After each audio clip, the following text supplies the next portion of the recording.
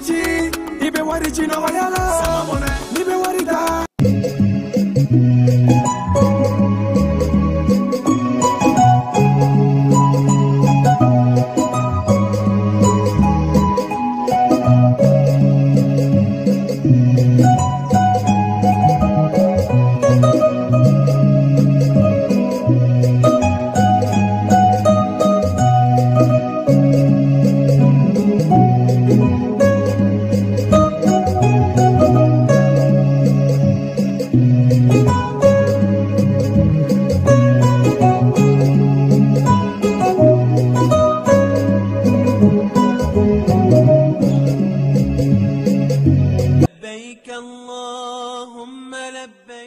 Agence Dunia Travers Service ako abibu nyamasegi folike kanyesi akasango hiji deumo au munu yedana takadaka au ka hiji labeni akechugo nyumana nantara hera la kasegi hera la dumunun kay berebereli kay nam moko be dien fenfena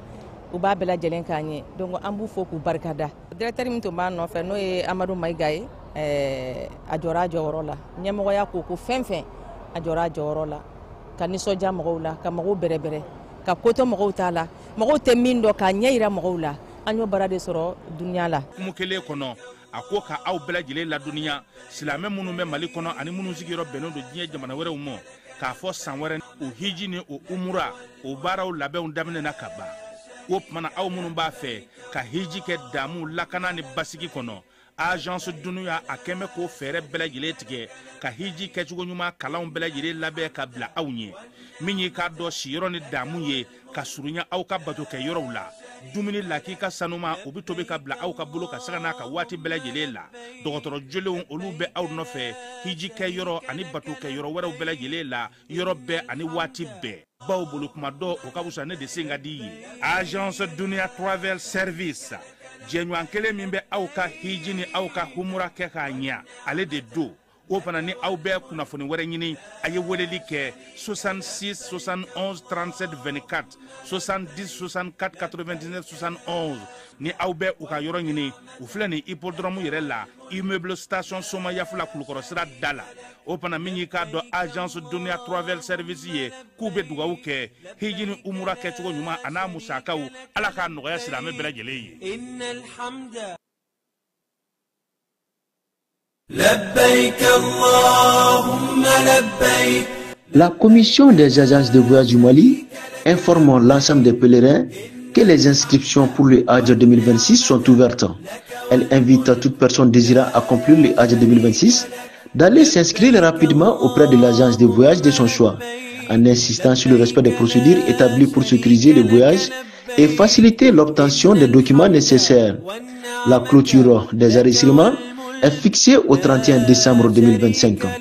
Une date butoir à ne pas franchir pour tous ceux qui souhaitent accomplir ce 5e pilier de l'islam en Arabie Saoudite. Après le 31 décembre 2025, aucune inscription ne sera autorisée. La commission invite les fidèles musulmans à aller s'inscrire dans les délais afin d'éviter les désagréments des dernières minutes. Elle rappelle que la réussite de cette organisation repose sur une anticipation des inscriptions, une meilleure coordination et une collaboration étroite entre les agences de voyage et les pèlerins. Les agences de voyage assurent qu'elles sont déjà prêtes à recevoir les inscriptions et accompagner les pèlerins tout au long du processus.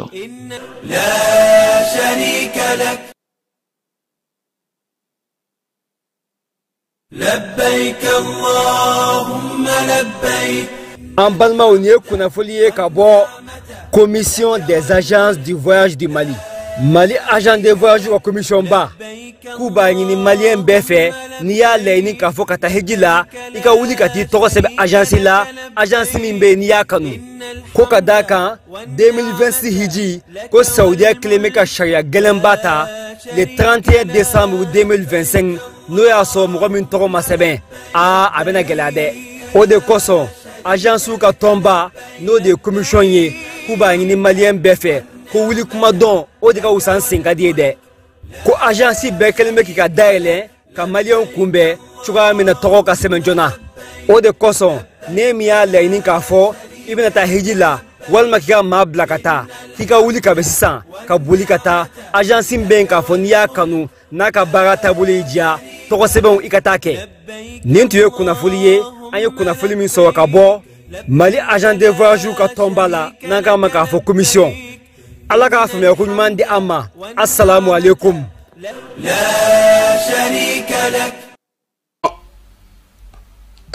El Haj Amadou Adital diinɛ kuntigi ba de don ɲɔrɔ kɔnɔna na Tijaniya o bolofara min bɛ ɲɔnɔ olu ka kalifa de don a minɛna an bɛ dugawu kɛ ka fara silamɛ diinɛ mɔgɔ bɛɛ lajɛlen ka dugawu kan an miirina b'a a la a bɛ yɔrɔ yɔrɔ nin waati na an bɛ dugawu kɛ a ka se k'a yɛrɛ sɔrɔ min ye Cɔrɔnɔ Amadu Adital ye maa minnu ni a bɛ u bolo an b'a yirula k'a fɔ silamɛ don laadiri don baarakɛla don faso kanuna don miiriya ɲuman ka bɔ Mali silamɛ bɛɛ lajɛlen yɔrɔ ka ɲɛsin a ma yaasa a ka bilali bɛ se ka nɔgɔya cogo min na a ka segin ka na a ka denbaya kɔnɔna ka na an bɛɛ lajɛlen sɔrɔ o ye an ka laɲini ye an bɛ dugawu kɛ ka fara silamɛ diinɛ bolofara bɛɛ lajɛlen ka dugawu ka fala ye bɛɛ bɛ seli la bɛɛ bɛ bato la zaviyaw kɔnɔna na misiriw kɔnɔna na tarikatigiw bɛɛ lajɛlen wulilen don k'u jɔ bi an b'an ta fara u ta kan min ye an ka nin cɛkɔrɔba ɲuman in ye min ye an ka nin kalifaba in ye min ye an ka nin mukadamba in ye a ɲuman bɛ se ka segin an ma cogo min na an b'o dugawu kɛ ka fara silamɛ ɲuman bɛɛ lajɛlen ka dugawu kan ala k'an tulo don kibaru ɲuman na.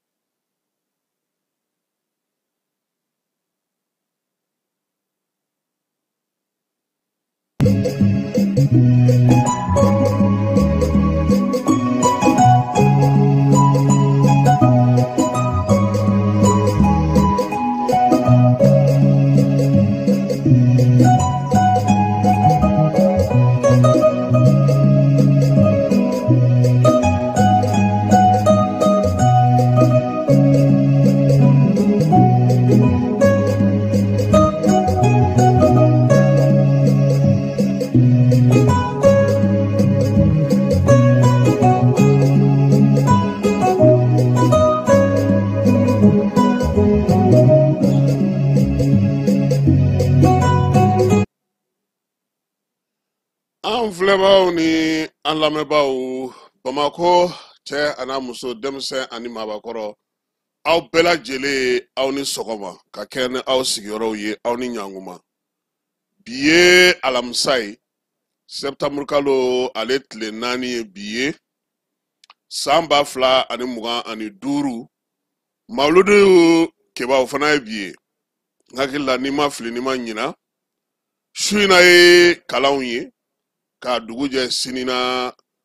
11 chômé demain non ayiwa ni côté no kɔni ma communiqué sɔrɔ fɔlɔ nka ko bɛɛ bɛ ko kalama sa ka tɛmɛ ne kan keba bi sɔgɔmada in na an senna ka teli fo ka ɲininka lunɛti yɛrɛ kɔ cɛ an b'a daminɛ ni ɲoro di saheli ye keba ɲoro kunun ko mun de kɛra ye min ye ɲɔrɔn sirifukɛ ye bu ye ale ka maa dɔw tun bɔtɔ don Bamakɔ ka taa ɲɔrɔ di sahel kɔnɔna na olu kɔni maa 2 minɛna u la sabula olu ye chauffeur ye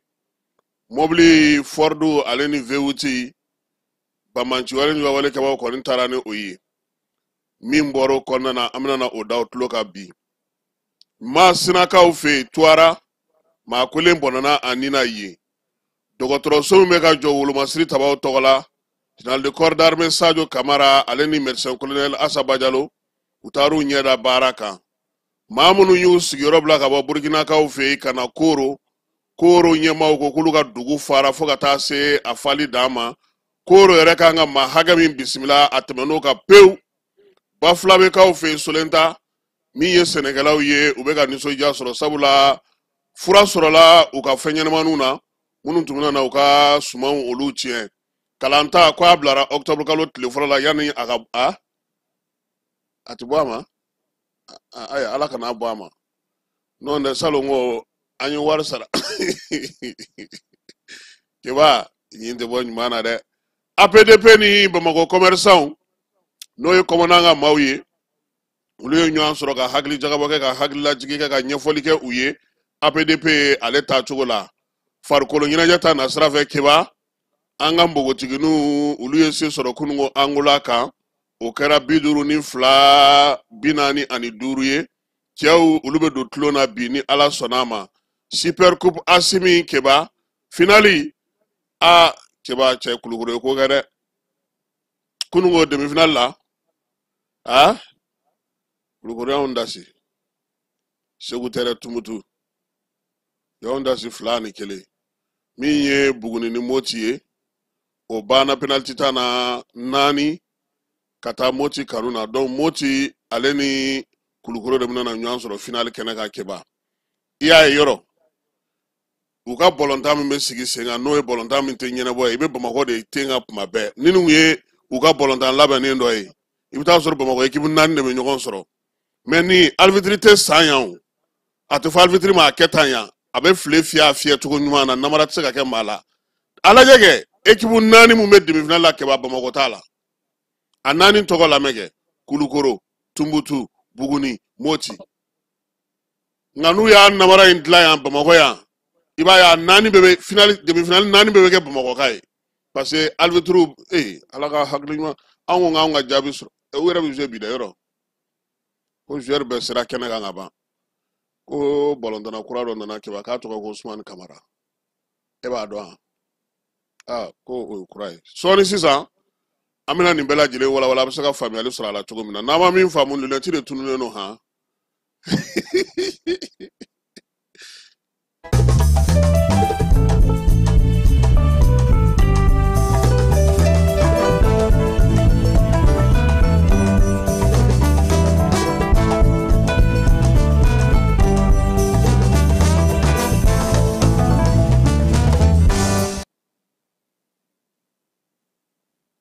Keba bamananw ko dugubila ka fisa laada wuli ye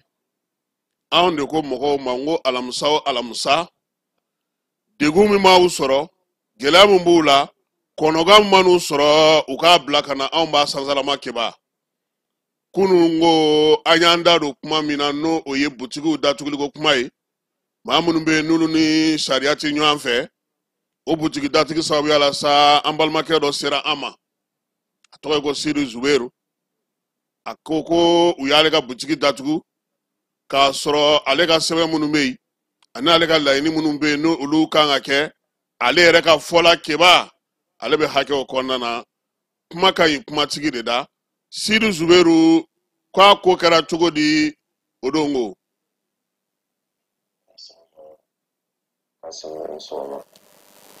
Kasum gɛlɛya dɔ b'an kan Mauritanie butigi datugu ko in na u nana ne fɛ yan nɔ mardi don ne bɛ ja sira fara la Falajɛ u nana ne fɛ yan nɔ u nalen o ye ne ɲininka ko an ka impôt bɛ min ne ye impôt yir'u la ne kɛlen ka impôt yir'u la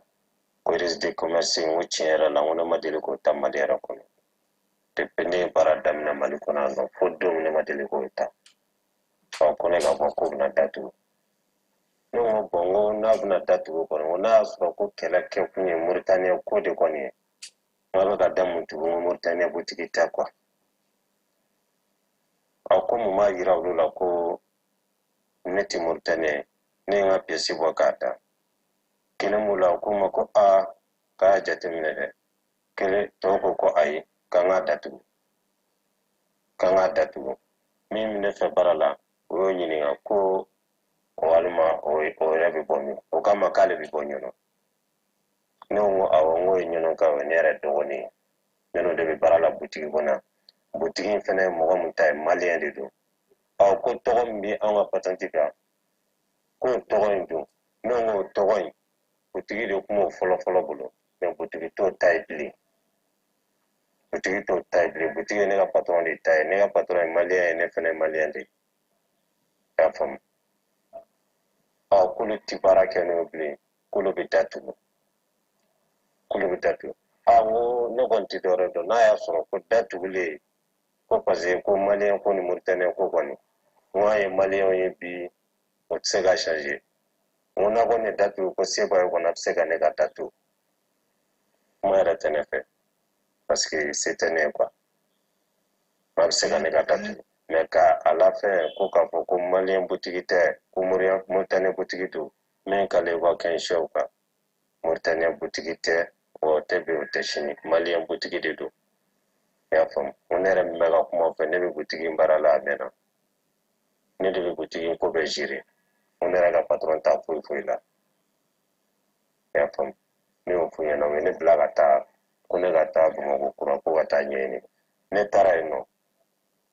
o fana de ye registre de commerce kelen in fɔ ne ɲɛna o kɛlen k'o fana ne ko n k'u kɔni taara ne fɛ ne k'u ma ko ne ma deli k'o ta mais n ko problème ye min ye n k'u bɛ ka taa ni kuma min ye ko ne ma se k'o yɔrɔ faamu parce que ko ne ma ko Mauritanie butigi i y'a faamu ne k'u ma ko nin tɛ Mauritanie butigi ye ko nin ye maliyɛn butigi de ye min bɛ baara k'a kɔnɔ fɛnɛ ye maliyɛn de ye butigitigi ye maliyɛn ye min bɛ baara k'a kɔnɔ ye maliyɛn ye o fana tilala k'a fɔ k'an ka taa registre de commerce ɲini ka na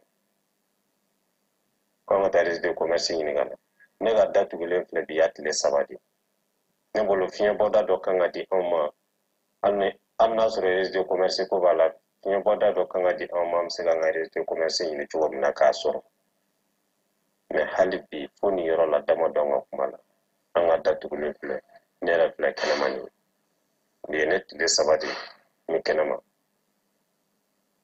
depuis mardi 10 heures o bɔra ne fɛ fo bi n filɛ kɛnɛma yan nɔ n si kilasiri kɔnɔ yan nɔ ekɔliso dɔ b'an kɛrɛfɛ n bɛ si o kɔnɔ ka n ka yɔrɔ garder fɔlɔ sɔnni ala ka bi fiɲɛbɔda di yan parce que an t'an yɛrɛ ye Mauritanie kɔnɔ bilen quoi depuis mɔkɛw tile sɔrɔla yɔrɔ min na kɔni ne bolo kɔni y'o yɔrɔ de mɔgɔ ye sa depuis ala k'i da i ma bɔ jamana mun da fɛ ne ma deli ka bɔ Mali da fɛ foyi foyi ne yɛrɛ filɛ ni Falajɛ yan nɔ mais butigi in forme n y'a ye i b'a fɔ ko Mauritanienw ka forme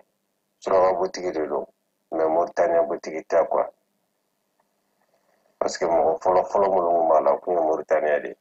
o butigi yɛlɛmana ka kɛ min ta ye o ye maliyɛn ye y'a faamu parce que o ye butigi san o Mauritaniens bolo o yɛrɛ tɛ o tɛ Mali kɔnɔ bilen yɛrɛ o mɛnna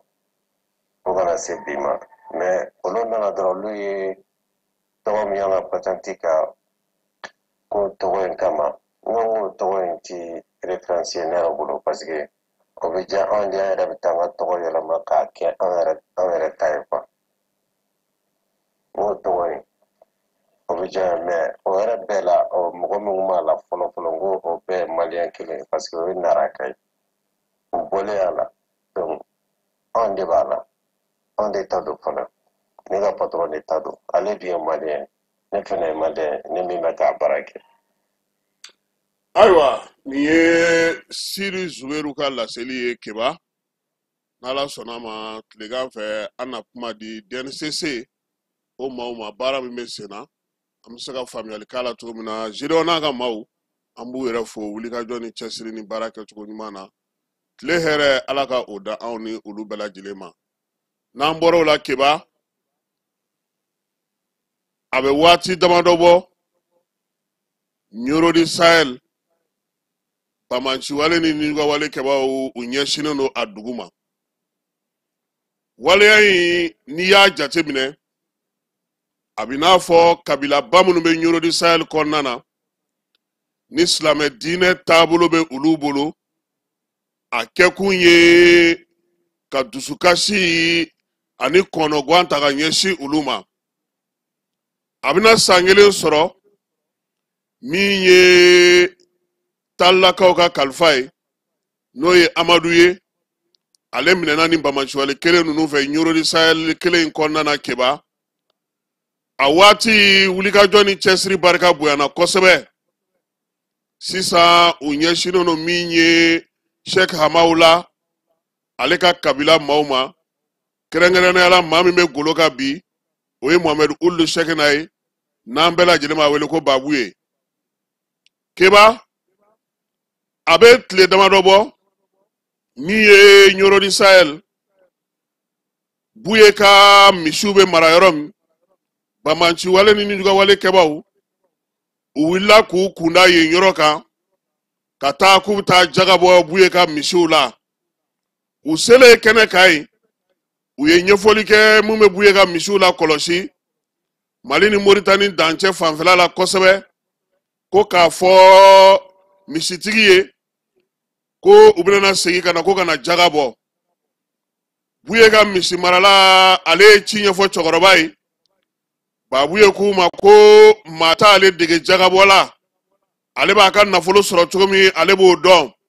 misi minnu filɛ a bolo nin ye a b'u jagabɔ cogo min na ale b'o dɔn keba dɔgɔkun filaw kɔfɛ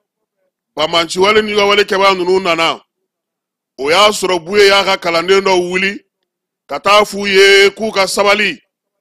u kana fɔ k'u bɛ nin waliya kɛ sabula ale ye maa min ye maa tɛna na jagabɔ ɲɛfɔ ale ye Mamadu diinɛ kɔnɔna na keba waliya ninnu a fɔnkɔɲɔgɔn barika nana bonya kabilatigi minnu bɛ a la Mali ani Moritani kɔnɔ ani maa minnu yɛrɛ misi minɛ buye yɛrɛ kumana ninnu bɛɛ lajɛlen fɛ keba k'a f'u ye a mago b'a ka misiw la ale y'a ka nafolo sɔrɔ cogo min ale y'a ka wari ɲini cogo min a tɛ bɛn cogoya si la maa si kana ka n'i jɔ k'i bɛ jagabɔ o la k'a sɔrɔ jaga bɔcogo silamɛ diinɛ na ale buye b'o ɲɛdɔn keba nin fɔnkɔɲɔgɔnkɔ in kɛra a dɔgɔkun 3 ye nin ye misi ninnu an ye kibaruya min sɔrɔ a dɔw sera ka segin ka na cɛkɔrɔba ma nka misi 6 o ma ye hali bi kununko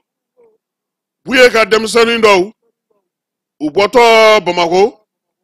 serifukɛ yɛrɛ ka kuma na a ko ko u kun nana furakɛli la u segintɔ waati min na u bɛ ka surunya Ɲoro la kilomɛtiri 30 ɲango bamanci wale kɛba ninnu bɔra tukɔrɔna la k'u lajɔ u y'u lajɔ min kɛ u y'u bɛɛ lajɛlen lajigi k'u ɲininka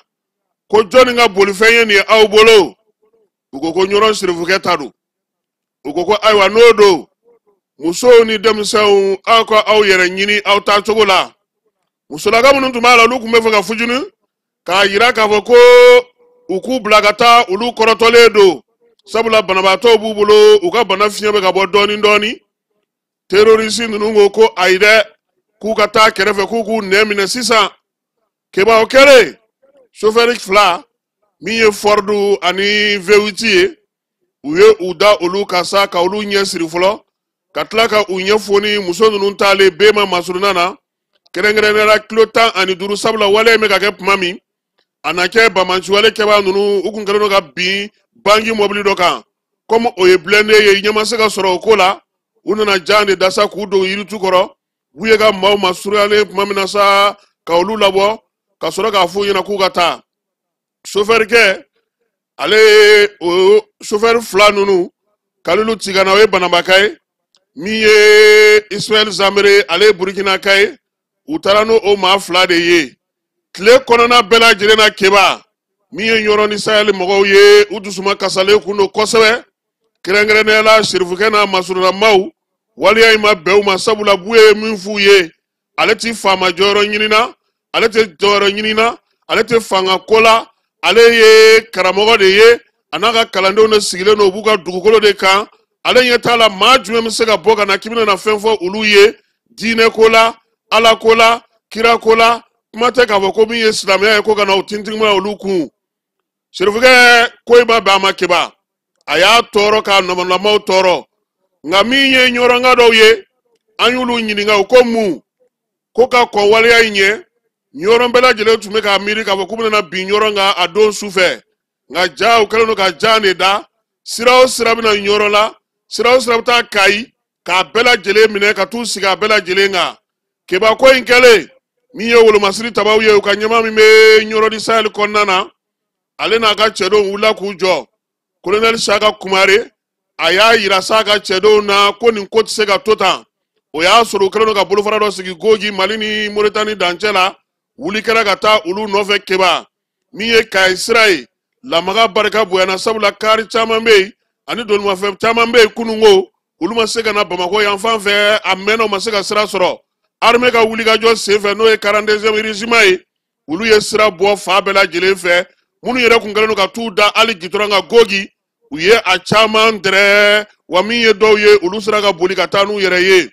ni waati in na ɲɔrɔnkaw yɛrɛ y'a dɔn k'a fɔ ko bi Bamanciwale ni wale kɛbaaw ka wulikajɔ n'u ka cɛsiriw a kɛkun ye ka ɲɔrɔ sabula u y'o kibaruya di ko ni maa min kɔni bɛ sira ninnu ta n'i ye ɲɔrɔnka ye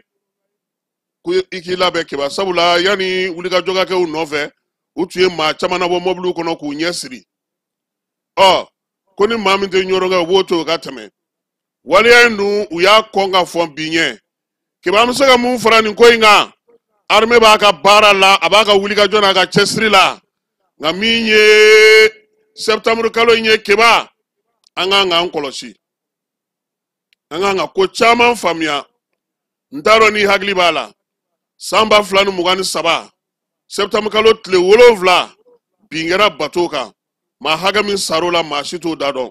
salon ko septembre kalo tile 17 an m'a san kelen yɛrɛ sɔrɔ fɔlɔ bin nana kɛ yan aéroport kan ale ni gendarmerie keba fɛrɛ fɛn fɛn sigira ko maaw kana sigi yɔrɔ o yɔrɔ maaw bɛ se ka na gendarmerie dalala lajɛ bi ala fɔra ko mobili minnu kana jɔ kare kɔnɔnaw la fɛrɛ minnu sigira sen kan bolo jiginna bɛɛ la a si tɛ ka lawaleya anw dun bɛ fɛn min na maa tɛ dɔn ka bɔ maa la o de la hali kunun na siniko ni kununko ɲɔrɔnka caman y'a fɔ an ɲɛna ko min y'olu tɔɔrɔ ko anw b'a fɔ ko armée bɛ ka yɛlɛ ko anw b'a fɔ ko se bɛ armée ye ko nka ko olu tɛ se ka hali ŋunanfan kiba an bɛ min fɔ mɔgɔw ye u ka min faamu dugudenw ni Bamanciwale kɛbaaw dɔn ka gɛlɛ ka bɔ ɲɔgɔn na n'i m'a kɛ ni hakili ye maaw bɛ min nɔfɛ n'o kɛra o kuma fana bɛ caya ni nin fana ye tuguni sabula mun na n'o y'a sɔrɔ sisan i bɛ mɔgɔ dɔn k'a fɔ ko o filɛ nin ye o ye terroriste ye o de la fɔra dugudenw ye n'a ye maa dunanama y'aw fɛ yen a y'a ko fɔ n'aw ye maa ye tan ni ka segin la a y'a fɔ finitigiw ye aw k'aw sen bɔ a tɔ la nka anw dorogelen don ɲɔgɔn na cogo min an ɲaaminen don ɲɔgɔn na cogo min maaw b'a fɛ min ka kɛ n'a kɛra o ye a bɛ tila ka na fɔ tuguni ko armée binnen filɛ mɔgɔ faga la nin ye kiba bɛɛ k'a dɔn k'a fɔ ko baara in ka gɛlɛ o de la bɛɛ lajɛlen sen kan ka don a la an bɛ min fɔ ɲɛmaaw ye fɛɛrɛ minnu bɛ ka sigi sen kan an ka lakanako kama an ka kow ɲɛnabɔliko kama a fɛɛrɛw ka segin u nɔ na n'i nana bi Bamako Tour d'Afrique la i b'a fɔ ko ayi ko attaque ma kɛ yen de salon sira bɛɛ ferekelen hali maa tɛ se ka tɛmɛ a gitɔrɔn fan fila bɛɛ lajɛlen kɛlen don camion ye wa hali a fɔra ko ka sira minnu bila ka mɔgɔw wuli ka bɔ yɔrɔ min na bɛɛ seginna ka na i nɔ na o tuma jɔnni de bɛ yen k'olu sariyaw labato a fɔra ko kan kɔnɔna na ko feereli kana kɛ a fɔra ko kan lamini na ko restaurant kana sigi kiba ko bɛ cogo di bi anw tɛ kan tɔw dɔn dɛ nka anw kɔni ɲɛ bɛ yan ta la an b'a ɲini ɲɛmaaw fɛ ni u ye layidu minnu n'u ye fɛn minnu ta k'a fɔ ko waleya minnu tɛ kɛ u k'u jija maa minnu b'u labato u tigiw k'u labato parce que sisan fɛɛrɛ minnu bɛ sigi sen kan n'o y'a sɔrɔ maire jɔyɔrɔ ye min ye kiba maire k'u ka jɔniyɔrɔ fin finitigiw jɔyɔrɔ ye min ye finitigiw ka jɔniyɔrɔ fin sabula waati ni waati anw bɛ ɲinɛ nka ni maa minnu bɛ ɲɔgɔn na olu tɛ ɲinɛ u tɛ jun u tɛ fili ni hakili b'a la don min na ɲɔrɔ ni kayi ni yɔrɔ ninnu bɛɛ lajɛlen atakera u ye mun fɔ an ka mɔgɔw ɲɛna k'an k'an sigi n'a ye k'olu natɔ don kiba n'o fɔra wulikajɔ ni cɛsiri ni timinandiya de bɛ to sen na a bɛ to sen na finitigiw bolo cogo min a bɛ to sen na anw fana bolo kununko nin ko ninnu bɛɛ lajɛlen kun cɛlen buye yɛrɛ kɛlen ka faamuyali k'a ko la sabula lawulilen don min kama o ye k'ale de dusu bɔ k'a fujini k'a lamuruti k'a kɛ maa ye maa min bɛ se ka hali ɲugu k'o ta cogo la jamana kɔnɔ nka kiba cɛkɔrɔba ye k'o faamu kunu surɔ safo jiginnen a ye laseli min kɛ an ka jɛ an ka ɲɔrɔ serifukɛ n'o ye buye ye a ye min fɔ kununko a ka maaw ye baaraw bɛɛ lajɛlen nɔgɔyalen a n'u tilalen safo seli la ka se ka lafaamuyali kɛ a kuma bɛ ka lakali buye fɛ nka min ye k'a fɔ bamanankan na o ye an balimakɛ Sɛki n'a tɔw ye.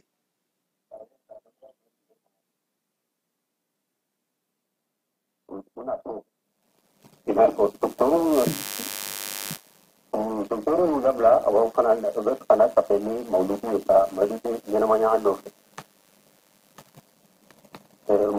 mobili fila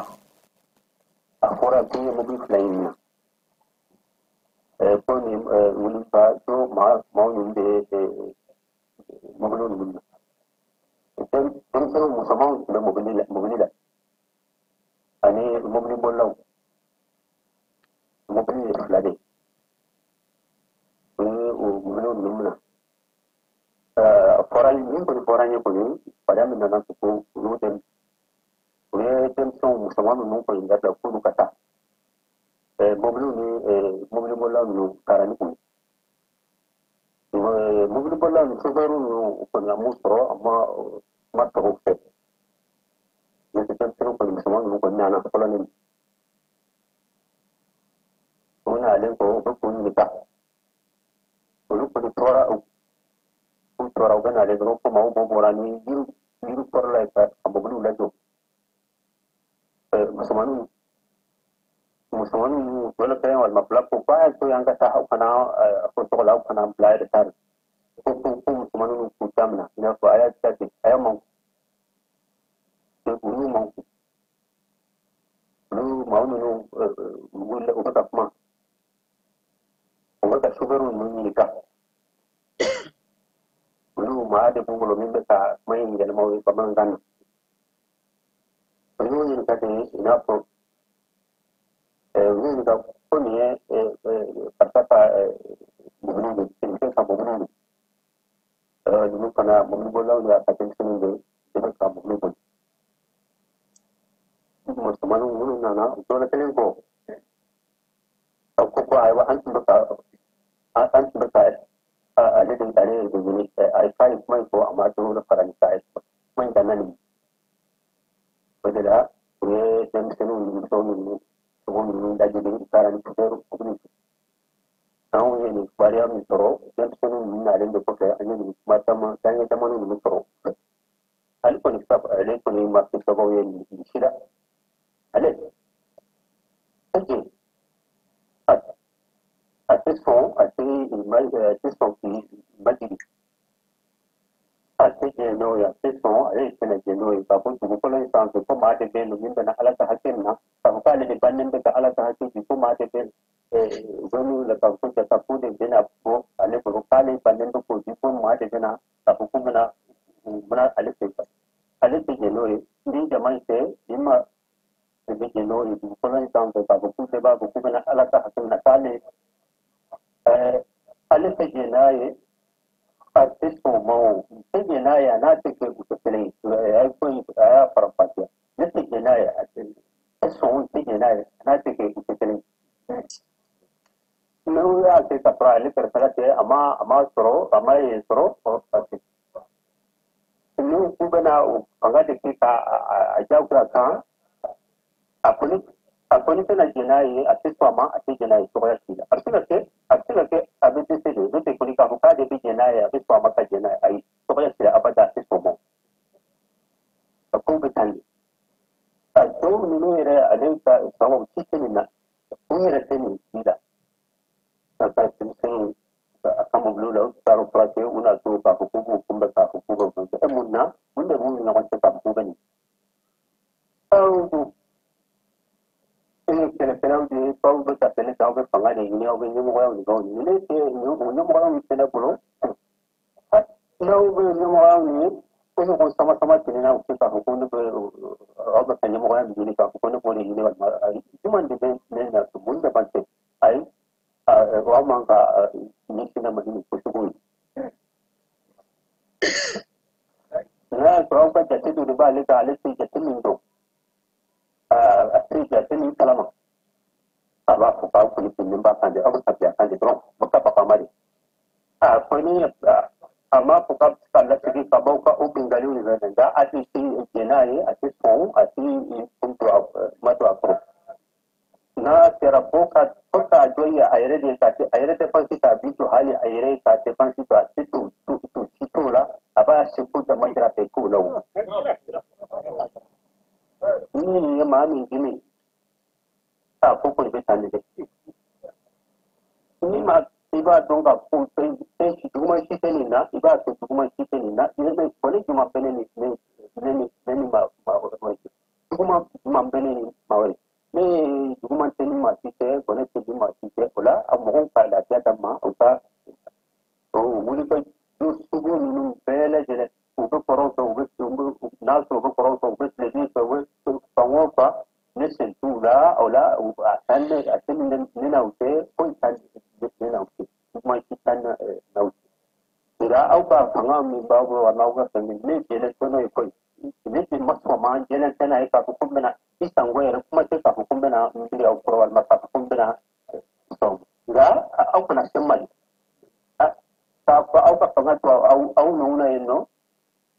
le member to nyanga ka kumbene de jena ende songa ko au ka ko fanga inde abene ka ne ka kumbene jena beno ai ne te koma bata wani ala sunna uyin take abada ala sunna take ko abes kalinge ko kalinge ko mau plan yana to digu mamba ni mami to ko ko ta tena ta ko manda ko ko ta ben de to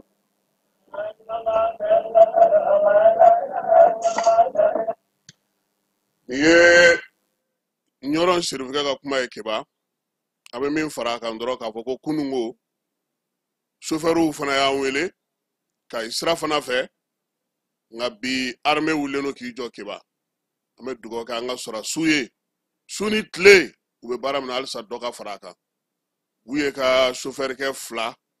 wa miye aka kalando fana do keba mamun be kalana fe nubna na kalfa ala o ma fla do tigana aleni zabre donc aye kibara mun soro kunu suro wali ayin kele fo kana se soufe ma fo wati mina buye betla ni la seri la keba o de ni dugu jelen fleni na ye kibara fefe soro amada mautlo ka sabula miye sirfukay seli de communication ma bolo keba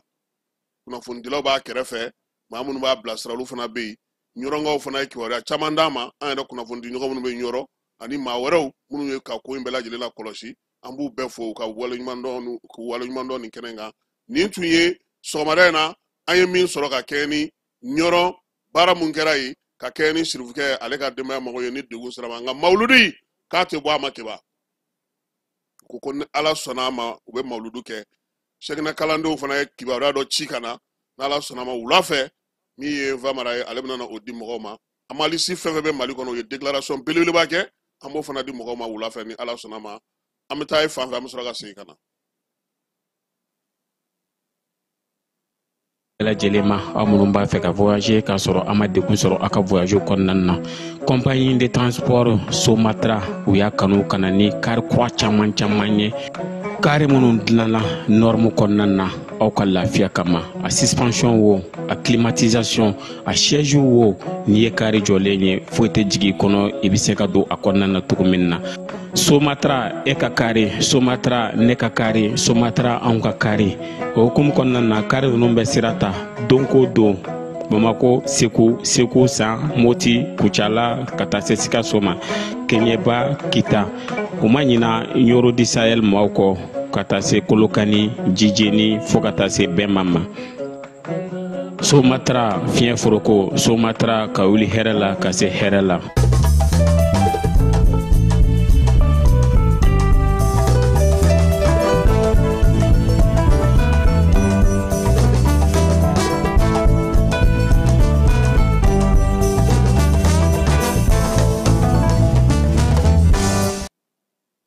sa ohumu kelen kona na nyonona lamini fana na miye wewo ka ofeye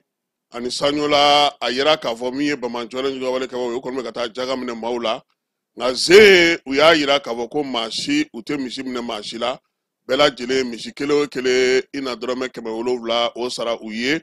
ya sa ka kiga jaga sarai ulika joy ngon be sina yoro chamana utemna yoro munna sa oye wewe sanyona kata se minye ukanyema bado yere tumbe akola usenfe nyono ndugu konna na masulna konna sa ma chamanya ira saka foko kilometri bisawa kan nyono kabi alamusa dogo muntemene ubeni bara konna sa ko jaga mine no yuka ulika joyi ma sina kaw fe ma sina dugumbe no oye toarai ma kele ngoni bonena ni na bamanji wale ni wale ke baw fe wale ingara ntenene ayira la saga boko mi ma saba yoldo ko ngutara yiri ni sa kuna na logo kubuta dogo yini burusu ko nana ulu ko ni bina jango nana jamu me no dara bamanji wale ke baw fe ma kele ni turala kele otunu no bi mi to kele no ko no sere ke sefa kanyono ndugu ko na ka le soro ke ba kunungo mi marama fewnye kurawara do na kunungo suro ka damne ne kanya muga ani kele na sa ka damne sibe ngoro fo katika ofi mobili baw ko ngu fale no minaw na no sura suka minan kurawi uya ira fana ka fosa ko minan ngoni tobe to nalila fo bi min ye an ka wolomasiri tabaw ye minɛn minnu bɛna to ka to u ka se ka dɔ fara u ka wulikajɔ n'u ka cɛsiri kan jamana ka yɛlɛma hɔrɔnya bɛ se ka sinsin cogo min na basigi ni lafiya bɛ se ka na cogo min na ko minɛn ninnu nakun ye o ye k'a daminɛ min ye sibi sira la ye ka na se ka bɔ fo kuremale fo bamako fo kati kunungo sɔrɔ maaw kɔni jɔlen don tora sa fo ka taa se su araba kunjo ma minɛn ninnu kunbɛli an'u doncogo la halisa wolomasiri tabaw ka gun kan an bɛ to yen kunungo dɔgɔtɔrɔso min na jɔ sɔrɔsiw tɔgɔ la banankɔrɔkaw fɛ yen bamakɔ yan k'a baaraw tacogo kɔni ka ɲi kosɛbɛ kunu minisiri fila n'o ye général de corps d'armée Sadio Kamara ye n'ale wolomasiri tabaw ka minisiri ye médecin colonel Assa Bajalo n'a nɔfɛmaw olu kɔni taara kɛnɛ ka sa ka taa dɔgɔtɔrɔsoba in n'a baaraw bɛ senna ka taa lajɛ min ye nin dɔgɔtɔrɔso in ye tiɲɛ don sɔrɔsi minnu bɛna gɛlɛya sɔrɔ olu bɛna furakɛ kɔnɔ ale ni maa wɛrɛw wa a yirala sa ka fɔ fana ko min ye dɔgɔtɔrɔso in ye n'a kɔni banna a bɛna yɛlɛmaba don an ka furakɛli ko ta nasira la an ka jamana kɔnɔ ala an fanfɛ bolo fɛ k'a dɔgɔtɔrɔso ɲɔgɔnna o ka dɔgɔ kosɛbɛ Sadio y'a yira sa k'a fɔ k'u bɛ se ka na hali jamana wɛrɛ maaw n'olu finitigiw joginna n'o ye AES finitigiw ye u na se ka olu furakɛ min ye général de corps d'armée Sadio ye a y'a ka nisɔndiya yira kosɛbɛ ko sabula bi a ɲɛ b'a la k'a fɔ ko baara kɔni bɛ ka taa sira min fɛ o ye ale sago ye bɔli laban na ya a kɔni tun ye kuma minnu fɔ baarakɛlaw ye n'o ye chantier lakɔlɔsibagaw ni chantier jɔbagaw ye ko bɛ ka taa se a sira fɛ Sadio y'a yira sa k'a fɔ ko min ye baara ye k'a taacogo ko o ka ɲi kosɛbɛ fɛɛrɛ minnu sigilen n'o sen kan yaasa ka kɛ dɔgɔtɔrɔso in n'a fɔ min kɔni bɛna se ka waliya caman kɛ ka caman bɔ an ka maaw taali la kɔ kan min ye o dɔgɔtɔrɔso ye ko o de don Assa Bajalo ale fana ni dɔgɔtɔrɔw taara ɲɔgɔn fɛ maa minnu bɛ dɔgɔtɔrɔya baara dɔn kosɛbɛ a womisɛnw bɛɛ lajɛlen olu fana donn'o kɔnɔ k'olu bɛɛ lajɛlen lajɛ yɔrɔ o yɔrɔ bɛ yen n'o kan ka kɛ baarakɛ yɔrɔ belebelebaya kɔnɔna na n'o o ye kɛrɛnkɛrɛnnenya la furakɛli kɛrɛnkɛrɛnnenw kɔnɔna na banankɔrɔkaw ka nin dɔgɔtɔrɔso in kɔnɔna na u taara a bɛɛ lajɛlen lajɛ min ye architecte ye n'o o ye Diop ye a y'a yira sa minisiriw la ko baara kɔni bɛ ka taa cogo min na n'a ala sɔnna a ma n'a tora ta a n'a kuncɛ k'a sɔrɔ min ye nimisi wasa o bɛ sɔrɔ a ko la kibaruya yɛrɛ ba kɛra min ye sa o ye k'a fɔ ko min ye minisiri ye n'o ye Assa Bajalo ye ale fana y'a yira sa k'a fɔ ko nin ko in hukumu kɔnɔna na a na tila tuguni ka maa wɛrɛw bila ka na minnu bɛna na yɔrɔ in yɛrɛ kimɛli lajɛ keba nin dɔgɔtɔrɔso in a jɔra a musaka bɛɛ lajɛlen bɔra jamana yɛrɛ nafolo de donnen don a la maa wɛrɛ si ka dɛmɛ tɛ dɔgɔtɔrɔso in na ka faro ka fana min bɛna ka baara kɛ bi n'o o ye cakɛda ye o cakɛda n'o ye Sopromaki ye ale fana ye maliyɛnw de ta ye min ye baara kɛcogo ye yaasa ka se ka ɲɛ ba fila bɛ kɛrɛnkɛrɛnnenya Solentakaw fɛ yen olu tun y'a yira sa k'a fɔ ko fɛn ɲɛnamaw kɔni tun bɛ ka don u ka sɛnɛfɛnw na bi u y'a yira sa k'a fɔ ko maa dɔ kɔni ye fura dɔ d'u ma n'o y'u ka duguden dɔ ye u y'o kɛ ji la sa budɔn kɔnɔ k'o yari u ka fɛnw kan fɛn ɲɛnamaw fana taar'u da u kɔ ka kaki min ye waleya komini kɔnɔna na ba fila bɛ marabolo la sa u y'a yira sa ko fɛɛrɛ min kɔni sɔrɔla u yɛrɛ ka duguden dɔ fɛ u kɔni bɛ ka kɛ sababu ɲuman ye fɛn ɲɛnamani caman kɔni olu bɛ k'u da u bɛ ka sa bidɔn 4 u y'o ɲini k'o di forolatigiw ma tile 2 kɔfɛ u yɛrɛ ye jaabi ye k'a fɔ ko fɛn ɲɛnamani caman kɔni sara sɛnɛkɛlaw y'a yira sa k'u bɛ foli ta ka ɲɛsin u balimakɛ ma min sera k'u dɛmɛ ni hakilina ɲuman in ye ka se ka nin fɛn ninnu fa yaasa u ka forolafɛnw olu bɛ se ka kisi cogo min na keba sɔngɔyɛlɛ n'o ye balo sɔngɔyɛlɛ ye k'o bɛ bankasikaw fɛ yen dɛ nin kalo in tile 2 min ye ɲɔ ye ale kilo 1 taara yɛrɛ sɔrɔ 40 dɔrɔmɛ 7 la min ye bɔrɔ ye 4,300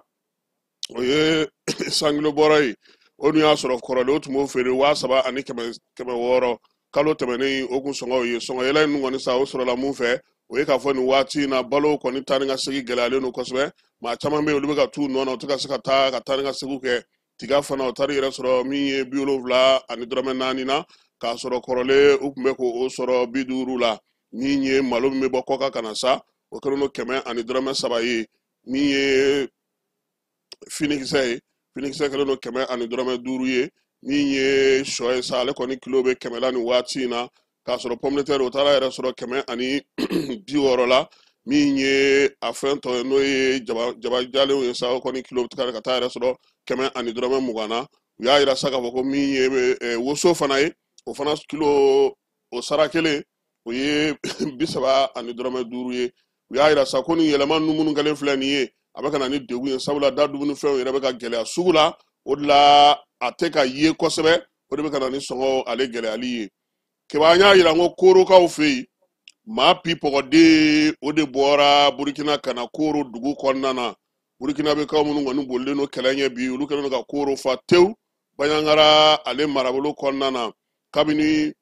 utukalo tile 31 a yera k'a fɔ ko guakura dɔw nana ka bɔ min ye Burukinakaw fɛ yen minnu bolilen don kɛlɛ ɲɛ sa ka n'u yɛrɛ madogo Korokaw olu fɛ yen Mane ani Bongole ani Pela n'olu ye dugu ye minnu bɛ Yatenga kɔnɔna na sa olu de kɔni nana a yira sa k'a fɔ ko min ye gua mun nana sa o ye gua 265 ye o bɛ bɛn maa 1509 ma minnu bɛ bi n'o caman ye muso ani denw ye ninnu bɛɛ lajɛlen kɔni tɛgɛnɔ bilara maaw fɛ jɛkulu min sigilen don kɛrɛnkɛrɛnnenya jamana yɛrɛ tɔgɔ la maa minnu y'u sigiyɔrɔw labila sa ka se ka olu dan dɔn tile kelen kɔnɔna na Keba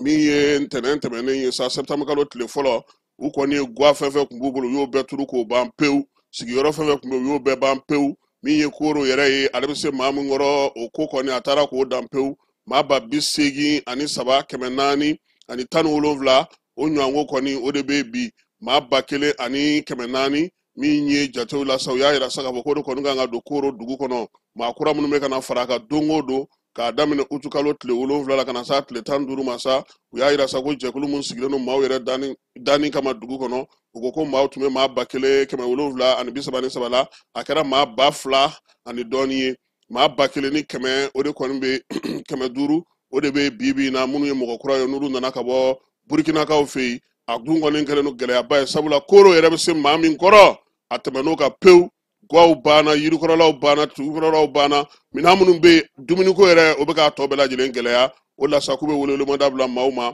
yaasa u bɛ se ka na u dɛmɛ cogo min na ninnu kɔni bɛ se ka ta cogo min na ka se ka bila hakɛw olu kɔnɔna na kalanta ko ni Ala sɔnna a ma octobre kalo tile fɔlɔ don minisiri min bɛ kalanko kunna ale ye communiqué kɛ kunun k'a yira sa ko k'a da bɛɛ lajɛlen tulo kan ekɔlidenw ni ekɔli karamɔgɔw ale ni denbaw ko Mali duguma kalanso n'o ye jardin d'enfants ye ka taa s'a tɔ ma ale ni fondamentali k'olu ka kalanta kɔni k'o ye octobre kalo nata tile fɔlɔ ye minisiri ko k'a bɛna kɛ Mali fantan 4 bɛɛ fɛ wa a ɲininen don bɛɛ lajɛlen fɛ sa ekɔli so ɲɛmaaw ka taa fara bangebaaw kan ale ni karamɔgɔw bɛɛ lajɛlen ka labɛn sabati yaasa kalanta in ale bɛ se ka kɛ ka ɲɛ cogo min na Gawokaw ka dugu min bɛ yen n'o ye Forgo ye olu kɔni faralen don ɲɔgɔn kan i n'a fɔ san o san u b'a kɛ cogo min yaasa ka se k'u ka denmisɛnninw dɛmɛ u ka se ka kalan kɛ cogo min na Forgo ka minnu yɛrɛ bɛ Gawo dugu kɔnɔna na nin kalo in tile 2 olu ye ɲɔgɔn ye kalanta hukumu kɔnɔna na sa komi salongo u sera ka 9,000,000 fara ɲɔgɔn kan ka se k'u ka denmisɛnninw ka kalan kɛ cogo min ka ekɔli karamɔgɔ maa 20 ta u ka kalan k'u kunna ɲinan fana k'u bɛna o ɲɔgɔnna lajɛ yaasa min ye musaka min bɛ sɔrɔ sa ani dɛmɛ min mana sɔrɔ u ka se ka kɛ k'u ka denmisɛnninw kalan sabula nin waati in na gouvernement ale tɛna se ka a bɛɛ lajɛlen o ɲɛnabɔ APDP ale ni an ka commerçants chambre de commerce bolofara min sigilen don Bamakɔ kɔnɔna na olu ye ɲɔgɔn ye kunun APDP ale sigilen don sa maaw tɔgɔla Buguna sɛbɛn olu la hukumu kɔnɔna na nin kalo in n'o ye juillet kalo août kalo min sara sa o tile 28 u ye don kɛrɛnkɛrɛnnen kɛ sa jagokɛlaw ka tɔn min bɛ Bamakɔ kɔnɔna na n'olu ka se ka ɲɔgɔn ye lajɛ in kɛkun kun ye min ye APDP bɛ maaw tɔgɔla Buguna sɛbɛn la baara cogo min na APDP yɛrɛ bɛ baara kɛ cogo min na fo ka taa se maaw kan ka taa u ka yɔrɔw kofɔ cogo min na Dr Gabu Diop ni ale ye u ka service juridique ɲɛmaa ye APDP la ale ye ɲɛfɔli kɛ u ye sariya min yɛrɛ APDP sigi maaw bugunatigɛ sɛbɛn ale bɛ baara cogo di APDP yɛrɛ kɔnɔna ani Mali dugukolo yɛrɛ kan kɛrɛnkɛrɛnnenya la min ye jagokɛlaw ye nafa min bɛ se ka sɔrɔ olu bolo u ka yɔrɔw kofɔli k'u yɛrɛ bɛn APDP sariyaw ma maa minnu b'u bolo baara la olu tɔgɔla sɛbɛnw ka taa se kɛnyɛrɛye tigilamaw ma k'o bɛɛ lajɛlen ɲɛf'u ye min ye Gabu Diop ka kuma senfɛ sa a y'a yirula sa k'a fɔ baara in yɛrɛ bɛ kɛ cogo minnu na a taabolo k'a daminɛ ka na dɔɔni dɔɔni fo ka taa i ka sɛbɛnw bɛɛ lajɛlen dafa a y'o ɲɛf'u ye a y'a yira sa k'a fɔ ko min ye ko in ye a faamuya cogo ɲuman commerçants fɛ o b'a to baara bɛ nɔgɔya olu bolo don nataw kɔnɔna na sabula u na ka taa kɔmasegi kɛ maa minnu fana bɛ yen n'u b'a fɛ ka caméra de surveillance sigi walima ka video surveillance sigi o baara bɛ kɛ cogo min na n'o kan ka sɛgɛsɛgɛ cogo min na a y'o bɛɛ lajɛlen ɲɛf'u ye juraw ka ɲɛma n'o o ye Aruna Kante n'an b'a wele ko commandant Keba nga petipetini do koyi bon kɔni bɛ se ka fɛn bɛɛ fɔ a ma nka ne fana bɛ se ka fɛn caman fɔ a ma o tɛ ya commandant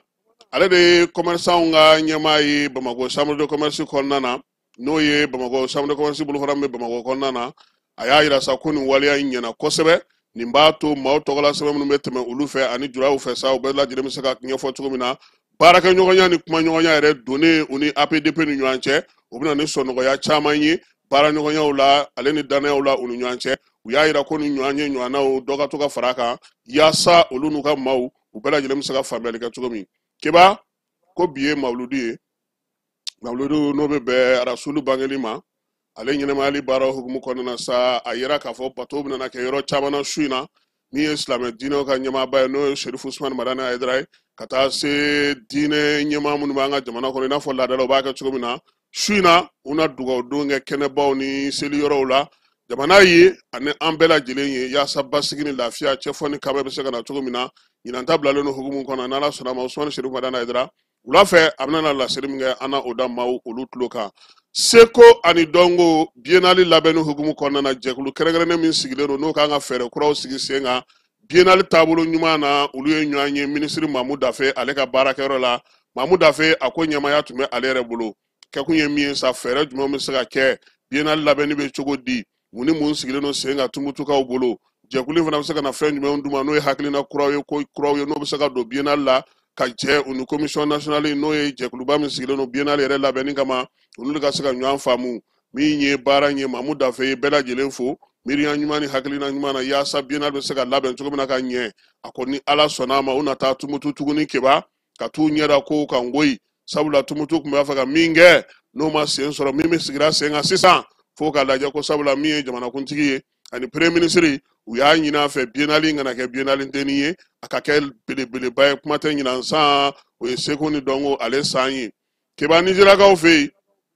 muso dɔ k'ale bɔnforola kuma fɔ ka ɲɛsin silamɛ diinɛ ma min ye nizeriya dugu min bɛ sa o kɔnɔna na dugu dɔ bɛ o kɔnɔna na u y'a yira sa k'a fɔ ko maa kofɔlen kɔni u y'a gosi k'a jeni han lɛnse tɛ jeni de wa k'u y'a jeni sɛgɛsɛgɛliw kɔni bɛ sen na sa i yɛrɛ b'a dɔn k'a fɔ ko nizeriya kɔnɔna na jamanaw de faralen ɲɔgɔn kan jamana 12 kɔnɔna na bi silamɛ sariya ale bɛ bato ye wa fɛn o fɛn bɛ yen n'o bɛ tali kɛ ka ɲɛsin diinɛ ma n'i y'o fɔ o dugu kɔnɔna na i kan ka jɔ ka fa de nka duguden caman bɛ yen bi maa minnu bɛna waleya kɛ olu b'olu jeni san 2023 kɔnɔna na a yɛrɛ sa k'a fɔ ko min ye boucher dɔ ye u y'o jeni nin cogoya de la sabula k'o fana tun ye waleya cɛjugu dɔ ta ka ɲɛsin min ye maaw kɔni ye minnu bɛ nin waleya ninnu kɛ u y'a yira sa k'a fɔ ko a ko kɔni kɔnnen don min ye kanukaw fɛ yen kɛrɛnkɛrɛnnenya la olu kɔni ta tɛ bila ka suma o kɔnɔ samata sɛgɛw olu ni kɔmɔri bɛ jouer bi coupe du monde ni ale ɲɛbila ndolati tile 7nan hukumu kɔnɔna na balontan in bɛ kɛ marokokaw fɛ yen berkan kɛrɛnkɛrɛnnenya la samata sɛgɛ bɛɛ lajɛlen k'u sera kɛnɛ kan ka b'a kɛba min ye gardien sabaw ye ka taa fɛ camancɛmaw ma ale ni défenseur k'u bɛɛ lajɛlen sera ye sɛgɛ kura ko bɛ ko la n'o ye usman kamara ye ko ale kɔni sɔnna ka mali ta ka jouer mali fɛ nin bɛna k'a ka ndolati fɔlɔ ye mali ale zɛgliw fɛ farikolo ɲɛnajɛ in ale bɛ kɛ nɛgɛ kanɲɛ 19 anw ka heure la yan nka a bɛ bɛn marɔku nɛgɛ kanɲɛ 20 ma aigliw nin de don a bɛ bɔ yɔrɔ jumɛn kɛba aw kɔni sa o sa ma ni yɛrɛ kɔni n'i ye maliyɛn jamu ta dɔrɔn a bɛ t'i nɔfɛ hali n'a sɔrɔ i ye ginɛ kɛ n'i ye kɔrɔbɔrɔ kɛ a bɛ t'u nɔfɛ aw yɛrɛ bɛɛ de don est-ce que diɲɛ yɛrɛ bɛɛ tɛ tɔgɔko yɛrɛ tɛ balontan na tuguni est-ce que tɔgɔko b'a la tuguni jamuko ni fɛnko t'a la n'i sɔnna ka jouer min fɔ dɔrɔn a banna o b'a ka papier dilan ka d'i ma sinon ko k'ale passeport mali passeport t'a bolo fɔlɔ k'u bɛna o dilan ka d'a ma pour que a ka se ka jouer aigliw fɛ ni bi balontan banna kɛba ntɛnɛn aigliw u bɛ taa ganakaw fɛ yen u ni gana bɛ ɲɔgɔn sɔrɔ kalo tile 8 o ye segiw olu daminɛlen afro basket min bɛ npogotigininw ni cɛmisɛnninw tɔgɔ la n'a bɛ ka taa urandakaw fɛ yen kunu an ka musomaninw olu kɔni ye se sɔrɔ kuru 8 u y'o don u ni angola cɛ 52 angola ta kɛra 44 ye bi ni ala sɔnna a ma sa min ye cɛmisɛnninw ye olu bɛ jouer bi u ni libéria de bɛ na ɲɔgɔn sɔrɔ kɛba ko ni maa min b'a fɛ ka dolati in na sa i bɛ taa min ye fédération malienne de basket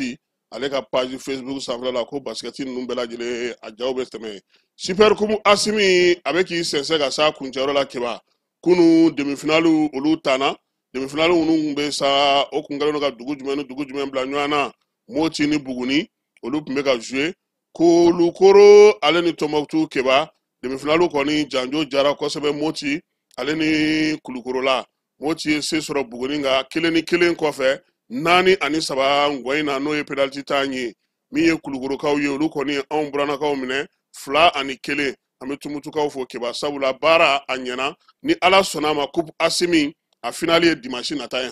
le 7 ni ala sɔnna a ma an na y'o kɛnɛ kan lamɛnbaaw n'o ye colonel ye k'an b'a fo a n'a ka baarakɛlaw bɛɛ lajɛlen nin bɛ dan sigi sɔgɔmada in na kibaruya la kibaruya mun dira ma kibaruya la ne yɛrɛ fɛ n bɛ dugawu kɛ ala k'an ka jamana kisi ala k'an ka jamana tanga mawuludu ala k'a timoko ɲuman di silamɛ diinɛ maaw bɛɛ lajɛlen ma a k'an bɛɛ waati wɛrɛ tap stand ni maa min b'a fɛ ka wari ci ka na mali kɔnɔ nɔgɔya la teliya la ani sɔngɔ damatɛmɛdiya tap stand i bɛ ale télécharger yaasa a ka kɛ duguta tɔnɔ 2 ye i b'i ka code promo kɛ ferko ye o la min ye euro wari 5 o bɛ d'i ma cili o cili tap stand ka wari ci ka na mali kɔnɔ sɔn nɔgɔya la a y'a sifilɛ a ka galon bɔ an da